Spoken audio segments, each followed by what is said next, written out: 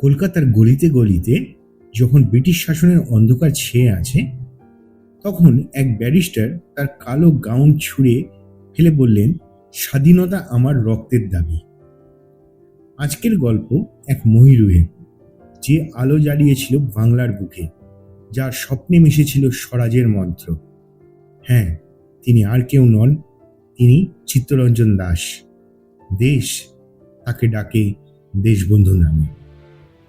1908 সাল, আলিপুর বোমা মামলায় এক যুবক অরবিন্দ ঘোষের পক্ষে লড়াই করতে এগিয়ে এলেন। আদালতের কাঠগড়ায় তিনি শুধু বন্দিকে নয়, ব্রিটিশ শাসনকে নীতিকেই চ্যালেঞ্জ করলেন। তার বক্তব্য ছিল অগ্নিশিখা।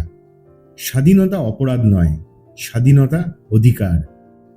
সেদিন তিনি জিতলেন শুধু মামলা, তাই নয়, বাঙালির হৃদয়ে জেলে দিলেন এক বিদ্রোহের মশাল। 1921 সাল, গান্ধীজির অহিংস আন্দোলন যখন গোটা ভারত উত্তাল, চিত্তরঞ্জন হয়ে উঠলেন বাংলার প্রাণ।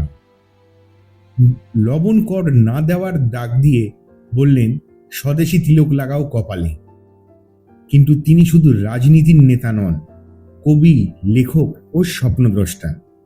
তার প্রতিষ্ঠিত স্বরাজ দল ছিল ব্রিটিশ পার্লামেন্টের বিরুদ্ধে এক অনন্য কৌশল। কলকাতার বড়বাজারে দেশবন্ধু পার্ক, এর নিচেই চাপা আছে তার অসম্পূর্ণ স্বপ্ন।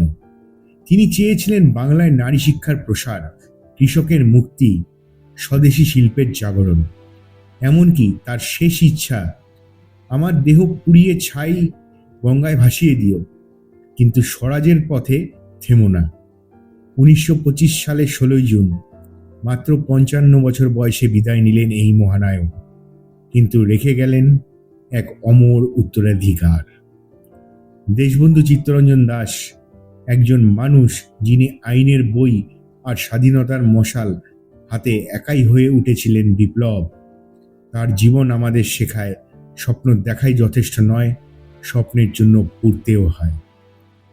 আজ আমাদের এই প্রতিবেদনটি আপনাদের কেমন লাগলো অবশ্যই জানাবেন। যদি ভালো লেগে থাকে, লাইক, শেয়ার এবং কমেন্ট করতে ভুলবেন না। ধন্যবাদ।